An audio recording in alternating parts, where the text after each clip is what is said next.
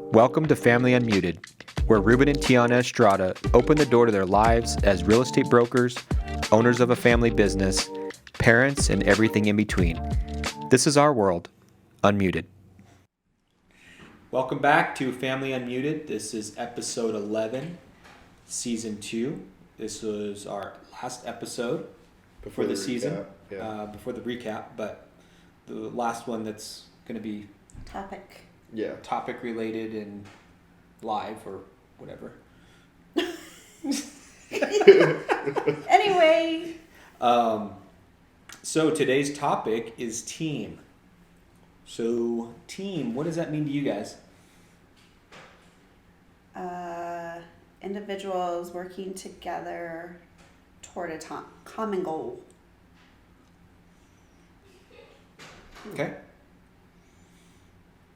Do you automatically think sports, or do you think you do? Yes. Okay. Oh, I figured he would automatically think sports. Okay. So what makes a good team? Chemistry. How do you get chemistry? Trust. And then this takes us back to last week's podcast on trust. Mm-hmm. I feel like when we say the word team, each of us, because of the way that we are, have a different thought. Like, you immediately think sports. You probably I think Dad automatically thinks business. I think organization. Right. Like you're organized, or like an No, organization? like an organization. Like an organization, like a company. Like a company okay, or right. a business. Yeah. And I automatically think family. Yeah. I don't really I think associate that's team interesting. and family. You don't think our family's a team? No, I think we're a family. Can you be a family without being a team? No. I feel like you could. Because it's individuals working toward the same goal, but I feel like most of our family doesn't work toward the same goal. Well, Really? it depends. Yeah. I feel like we're all in our separate lives. Well, I mean, you have your individual goals, but I think when you talk about us as a family, like Well, okay, what's our goal then? our family goal, Yeah. I don't think we ever discussed this. I think it's just unspoken. Like our family mission? Like Yeah. our goal is to never be separated, to work through everything, to be by each other's side always and forever, to have the hard conversations, work through things, and make each other better. That's what we do in our family. I guess it is an unspoken truth. Yeah, it's definitely. Well, it's not like we ever sat down and been like, all right, this is what we're going to do. No, I but feel I like think with we the all team is going to be like, But I feel like That's when you since really- we all have the same goal, like all of us want each other to feel supported and like they're not alone and that someone has their back. And I think that's a piece of having a team. Well, I don't know if you guys remember this or oh not, gosh. but I did come out with a family mission statement. mission statement When? a while Long time ago. ago. Yeah. Was I not there? During I this think you were family there. meeting? Yeah, you were there. I don't think you were old enough to understand what it meant. Hopefully your older sisters do, but yeah, we actually had a family mission statement. And we had values and we had beliefs and we had perspective and all those good things that no one really pays Do attention you think to. you learned more about like teamwork through business than our family, and then you just like carried it over to us? Absolutely, because I think when we had a very large team, there was different personalities, there's different skill sets, there's different strengths and different weaknesses, and to try to bring that all together and work towards a common goal is extremely difficult. And I think sometimes when you hire the wrong team members, it costs you not only monetarily, but it costs you with trust, with your reputation, all those things that go into making a good team. One team member that could potentially be a cancer can ruin all the good work that you do. With family, you got to live with each other no matter what. Mm-hmm. So that's well, in our family anyway. Yeah, right. But with working together as a team, working there is an option. Well, I think that's where the magic happens when you have that team synergy. I think people don't have enough respect for synergy and how rare that is and how you get to that point.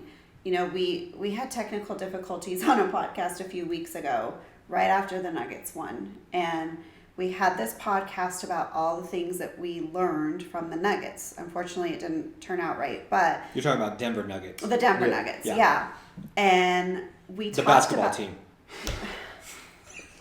Wow. Okay. We talked about it over and over throughout their entire season, not just when they won, how unique they were, this specific team. Why now? Like, why was it the Nuggets' time now? Mm-hmm. And we talked about coaching and leadership and accountability and all of those things that go into making a great team. And so I think for me, having had large teams, small teams, family, I think it all comes down to leadership. And you have to have strong leadership to create that team synergy. I agree with that. I think the problem is that it's like somebody's alarm's going off. But I think the problem and some of the mistakes that some leaders make is they try to lead by a democracy, and that doesn't always work. Actually, it rarely works, if it ever works at all. I think the leader needs to take the team and, Joker, he was the leader of the Nuggets, right? There wasn't, Jamal's good, but probably not the leader. They're supporting players, they weren't the leader. Even the coach, to some extent, wasn't the leader. I think he was part of it, but he couldn't have done it without Joker. So. And why do you think that was? Because, for me, when I think about Jokic and how he led that team to where they did, the thing that stands out with me, and I think the thing that I respected most about him as a player, is his humility. Mm-hmm. His humility just kept people on a level where you're like, it's just about the goal. It's not about individuals, which is a very hard thing to do in a professional sports setting. Like right now in professional sports, it's all about what one person can, it's all about me. Don't get me started on LeBron James. But it's all about him. And that was not Jokic. He always credited his team, no matter what his stats were or what records he broke. He never talked about it. So I think in order to have strong leadership, you have to have humility.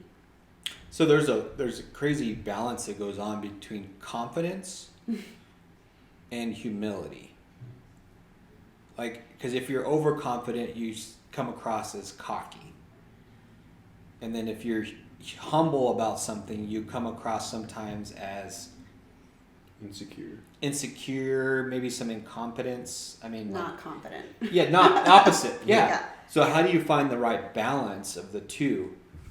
Because you got to know that in Jokic's mind that he was extremely confident on the court to know to take on a LeBron James or an Anthony Davis or Giannis. Yeah, exactly. And all the best players in the world. But yet he had this humility to him that it's just a game. And then it's how can you just say it's just a game? It's more than just a game. And then you get some of that negative feedback too. So it's how do you not take something this serious? Well, I think it's the movie, actually I watched it again last night, the movie about De La Salle. Oh, yeah. The football team, and how in the early 2000s they had 150 win streak. The football team won 150 games straight, 12 back-to-back championships, and how insane that was. But that coach talked about it's not about football and it's not about the game. His focus was making these boys strong men through football. And I think that was that's the differentiator there. That's a good point. So how does that relate to a team? Is it about making strong team members? It's about strengthening the individuals, and that creates that synergy. And back to humility, it reminds me of that C.S. Lewis quote: humility is not thinking less of yourself, it's thinking about yourself less. And so you don't have to negate everything that you do. It's okay to celebrate, and it's okay to know that, yeah, you are the best at something or that you're good at something. That's okay. But that can't be all that you focus on.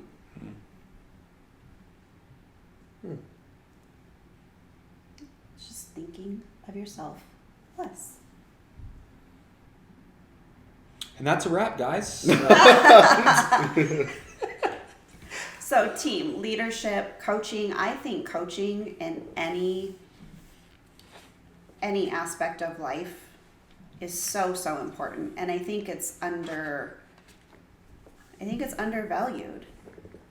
We've talked about it a lot. You've coached in a lot of different aspects. You coached a lot of Nathaniel's teams. You've coached Tino's team.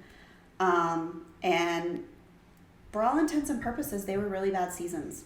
Like, not because of the coaching. My coaching career's over. But really did not go the way I expected. my point was, how many times did we have conversations where you were like, I don't want to go, like, we won 0 games, I don't want to go, but then there's that one kid who at the beginning of the season didn't want to play, and then by the end of the season he's begging you to put him in and going. So going back to, it's not about the team, like, end result. It's about the impact you're making on the members along the way. Yeah, I mean, it wasn't about winning games. It was about winning those moments where, the kid that didn't want to play, like, he was excited about sitting on the bench. That's all he wanted to do. And then by the end of the season, he's, like you said, begging to get in. It was like, that's a win for me. So there's a lot of different ways to win, if you want to put it that way. It's not necessarily about winning games, but... I think everybody wants to feel inspired. Like, when you're inspired, you feel like you could take over the world. And I think there needs to just be more moments of inspiration, and that should be the goal. How can I inspire you or bring out the desire for you to want to do great things? And that's what a good coach or leader does. But what I also learned is that you can't force anybody to have that kind of mindset. No. No matter what kind of leader you are, how qualified you think you are, you can't do it. It's an impossible task. So would you say that not everybody can be a part of a team? I think not everybody wants to be led.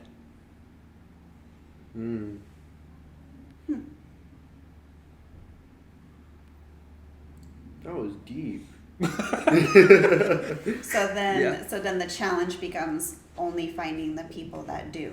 And I think that's why it's so hard to build teams. If you want to go back to business and us building a team, I mean, we've been through a lot of people. Like, a lot of people didn't work out. It's interesting to me that I think in our 25 years of business, we've only ever had to fire 2 people. Couple people, that's it. Yeah. 2 out of like 40. Yeah. Most people wanted to stay. Yeah. But like Dad said, sometimes they're just closed-minded to a different way of thinking, and there's not much it doesn't make them bad or you wrong and they're wrong. It's not about that. It's just some people have a different goal, and that becomes the challenge. Yeah. Finding those kind of people, and then leading, and then creating that synergy, And so again, you don't just pick 5 people and you have a team. I mean, we see it all the time, even in Olivia's sports. She's been on several different soccer teams, and just a group of people put together does not make a team. Groups do not make a team. Right. So why did you change your name from team to group? Well, we went from the Estrada home team to Estrada Real Estate Group because we wanted to have agents that weren't necessarily on our team associated with our organization. Because to be on our team in real estate, it's a different level. Yeah. There's different expectations, there's different requirements, and not everybody wants that. Some people just want to, do real estate their way. And so we didn't want it to be where you come to our organization and you just automatically have to be put on our team and do things the way we do, because that's one of the reasons why we started our firm, because we didn't want to have to do things the way that some of these other places were making us do. So we're a group of teams working together. I just thought that was interesting. Yeah. Well, because there's several agents who are in our firm that do things very differently than the 3 of us do. And that's cool. We want it to be a place where everybody can figure out their way and figure out what inspires them and what they want to do. See, we think things through. There is Believe it or not, there is a method to our madness. We should just we don't just slap a name up there. Every other week we do. Yeah. Oh yes. Because I still get the emails, Estrada home team. So what are some of the lessons that because you're not that far out of having been on several teams for a very long time, what were some of the lessons that you learned from your more successful teams, your not so successful teams?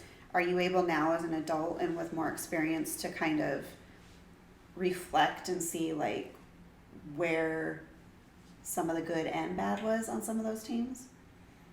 Yeah, I think senior year just enlightened everyone on our basketball team, because we've been through so much together, and for us to all be on the same team and go the furthest in the program was just a testament of the team wasn't just a team, it was a family, which is where I get I don't think you can have, how do I put this? I don't think a family could be a team, but I think a team can turn into a family, is as I view it. You have to go, we started off as a team, but at the end of the day, if I call any of my teammates up, they'll pick up the phone. So I view that as a family member. And I think it's just because we went through so many ups and downs and people quitting and people dying off. Some of my friends stopped playing, and then I just had the core 5 that we had, and it just meant a lot more to succeed together. So for you to make it as far as you guys did, which I think was regionals, district? I can't remember. I think it was regionals. You all felt hey, I'm doing this for them, rather than we're trying to get to the state championship. It just became I'm playing my best or trying to do my best for my teammates. Yeah, because we got used to losing so many times that it didn't really matter if we won or lost. But for us to go on that streak at the end and just feel everyone excited, and knowing that we freshman year we all started on the C team, and now we're all here going the furthest in the program, was just special. I think midway through that season, there was a huge change in you. There's a lot of changes I did that year. No, but I specifically remember the one game where you kind of hit a bottom with where you were, and we had to have tough conversations, and you came out and just crushed it that night at that game. I can't remember who you were playing, but it was the best. It was peak to peak. I think it was peak to peak, and you just freaking crushed it. I can't remember how many points you had. Well over 20. Yeah. But it was the best game you had ever played, and from then on, like when you made the choice Mm-hmm. to give it your all, I think other people were inspired to start giving it up their all, and then Mhm. you guys just created this really awesome thing that season. Yeah, and I think it was because the beginning I did not want to play that season.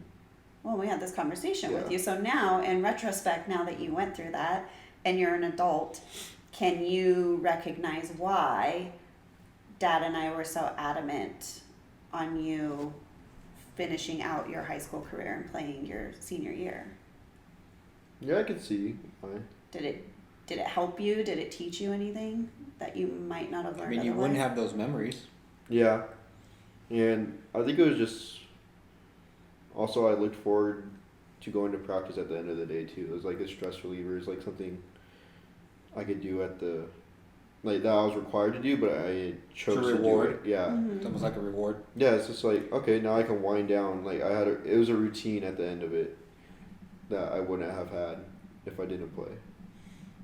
Right, and so I think our point with that, with you at that time was, it's not just quitting a sport. Mm-hmm. It's not just quitting a team. You can't quit on what you now call your family, because you were ready to quit on them just to be done. Mm-hmm. And so I think that was a huge lesson that will live with you forever now. Mm-hmm. Well, our coach would always tell us too that sometimes you need to have a breakdown to have a breakthrough, and I think that was one of those moments where you had a breakdown. Thank you. And but you also had the breakthrough, and I don't think you could have had the breakthrough without the breakdown. So, Thank you. Yeah, breakthrough. you brought up something, and then I was gonna talk about it, and I forgot. So You do that a lot. it'll come back. It'll come back. So leadership. Oh, God. No, you go. Go ahead. No, I'm good. You're go. gonna forget now. No, I got it. So leadership, humility. What else makes a good team? Well, one of the things that made the Nuggets successful, and I think that make all teams successful, is role players, is knowing your role. Not everybody can be the leader, and everybody has a seat on the bus, but it's also important to know that you're in the right seat. Because if you're not in the right seat, you're not going to go, the right direction. And you're going to be miserable. So if you're in a position or a role and you're miserable, you're probably not in the right position or right role. Mm-hmm. And then if you are, because there's certain things, I think one of the limiting beliefs that I had was, who in their right mind would want to do something that I don't like to do? That's so true. Can we put that on a shirt for you? What's that? Who in the right mind wants to do it? Want to do anything that I don't want to do. Yeah. But there are people that actually like to do things that you don't like to do. Yeah. Imagine There are. that. There Imagine that. are. I Yeah. struggle with that too. Are. I'm like, if I don't want to do it, nobody else is gonna do it. Exactly. You two are the Exactly. worst at that. You are Yes. the worst at that. Like, and then you'll be like, why would you want to do that? That doesn't sound fun. That sounds stupid. Yeah, Well, yeah, because I feel you're like not people fun are- as fun to somebody. Yeah. And it took me years to figure that out. And then once you find that person, your world will change. And you'll get to do what you want to do, and they'll get to do what they want to do, and it's magic. And you might even start to enjoy what the other person likes to do. No. No. No. No. No, they can still own that. Yeah. That's why we hire them or we work with them. Yeah, I mean, and I think that's where people ask us about how we work together, and I think that's where some of the conflict comes in too, is that there's certain things that you like to do and there's certain things that I like to do, and sometimes they just don't connect. Sometimes it's hard work. But with yet, all three of us. I feel like I still want to do things together, but if we want to be productive, we have to do things apart. And that makes me sad. So Because Well, I it feel like makes me sad we to want to have, work like- together, but yet it's not healthy. Well, yeah, because I don't know Yeah. how productive it becomes because Right. then you have frustration and Yeah. judgment and irritability and All those of bad things. emotions. Yeah. Yeah. Yeah. So that's difficult. It's hard to work together. So it goes back to what we were It's very talking hard. about. What Yeah. we were talking about, was it last podcast or maybe before, like being understood and hearing, Yeah. like the things that I like to do in our job, I don't need you to understand because you won't. And that's okay. But you can still respect the fact that I enjoy those things or that you enjoy that part. And like you said, just let the other person have ownership of that. Mm-hmm. Now, what if someone really likes to do something, but they're terrible at it? Oh, Then what? unqualified. Well, to a certain extent, there has to be some type of skill level or talent level. And I think you'll self-discover through accountability, and if you set expectations and week after week and month after month, they're not meeting those expectations, you would hope that that person would come to you and say, this isn't working.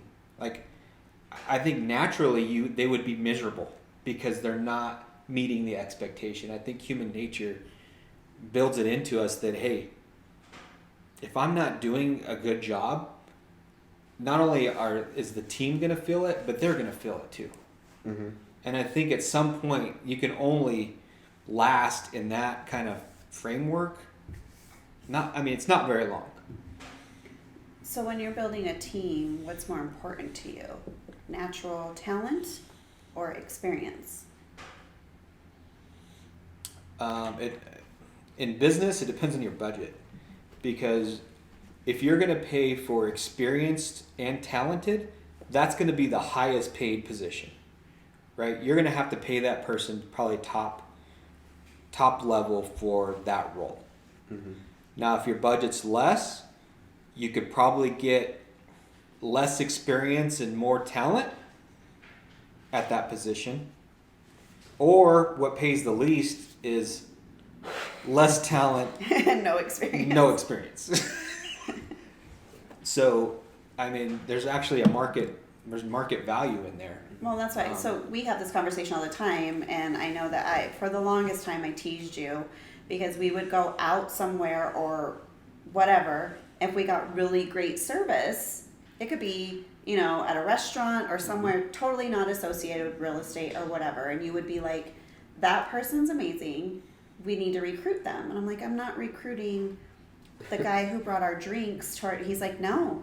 And so he would leave his card and he'd have these conversations with people. And so that's why I asked, because if you have that like desire or somebody's just driven, like I can teach you how to sell houses. It's not rocket science. Right. So like you, I think anybody can be taught and gain experience. Well, it's why, you're talking, and you look at the NFL or any professional team. Why do they put so much focus in draft picks instead of just going out and signing a bunch of free agents?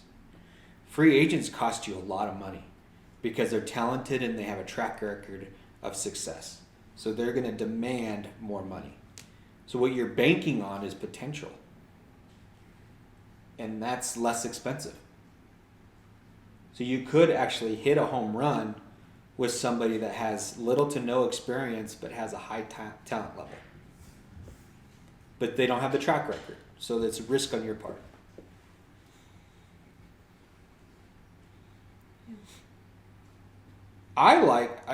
Personally, I like a blend of the two because I think talent and less experience kind of pushes the team. I just think the conversation around it in general is changing, and we can see it a little bit even with Trinity's journey recently, where people who have a little more real life, real world experiences are starting to get the jobs over people who have a degree and are just coming out of college.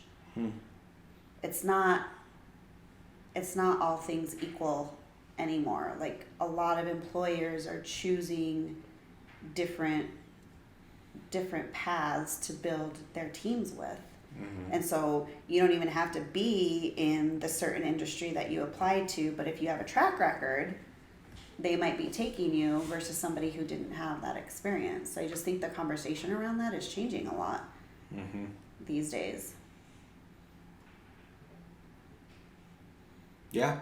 I mean, I think some of the young people out there, I used to be one of them, think they can do all things.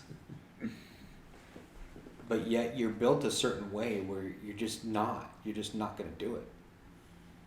Despite YouTube and TikTok and all these things where you think that you can go learn anything, and it's possible, but for you to really be happy and find a role that you're ecstatic about, I don't know. But even then, when you see some of these influencers or whatever, and they're making these millions of dollars, they are still a part of a team. No one does anything just by themselves. True. It's your favorite saying. It's your What is favorite it? saying. No What one is it? succeeds alone. Yep. And What is it? What is it? Come on. Oh, I knew what it was. well, because you don't. Whether it's in business, in sports. I mean, even with golf, that's technically a one-man sport. But there's caddies, there's coaches, there's trainers, there's all of those things. So no matter what it is you do, you have a team. And we were just having this conversation last night, going back to our family being a team, which you don't agree with, but talking about our vow renewal coming up and how our team of people are a huge part of why we've been able to make it 25 years. You know, whether it's support from, with our kids, or support when we were arguing, or support to just laugh or travel with us, or whatever it might be. We have a really great team of people around us, and I think everybody should look at their village of people as their team, because that's what they're there for. Everybody has a team. I don't care who it is. Everybody has a team. I agree with that. You have a team. Like, your team just showed up majorly last week, right? So you have a team of people. You guys, 1 week in almost being married, and that whole last week, it was a lot. There was like so much to do, but at the end of the day, everybody just were like, okay, let's go, and we did it, and it went off without a hitch, and it was great. So that's part of why, my whole thing is looking at your family as a team, because it's always, for our family anyway, you can always count on them. You can make one phone call to so many people, and whatever you need, you'll get. And now you have a team at home. And now you're building your own team. Now you need to lead your team. Do you feel like you know what to do? I'm working on it. How much time has Chrisanne given you to figure this out? Well, we got a plan. It's not like we're ground zero. It's just like when you hit a bump in the road, you just adjust and go back at it. Okay. All right. So, on a different note, just got a question. So, 3:30 on last Friday, did you feel any different? Yeah, this Like whole when week's that been ring different. went on your finger? Yeah, like, I have not stopped playing with it. But did you feel like, was there a time where you're like, I feel different? Yeah, right when it went on. And what did you feel? I just felt relieved in a sense. Mm-hmm. It's like finally I can grasp the reins. I felt like I couldn't fully yet, but now I could. To lead your team. Mm-hmm. That's awesome. Cool. That's totally off topic, but I've been meaning to ask you like how that felt. No, it felt amazing. Cool. Yeah. All right. So team, everybody has one. Love on yours, respect yours. If you are in a position of leadership, respect that. It's not to be taken lightly. I think the world is in desperate need of good leaders. Mm-hmm. And embrace that role and really get a master's in it. That's right. Like it. Okay. Okay. Cool. Till next time. See you next time.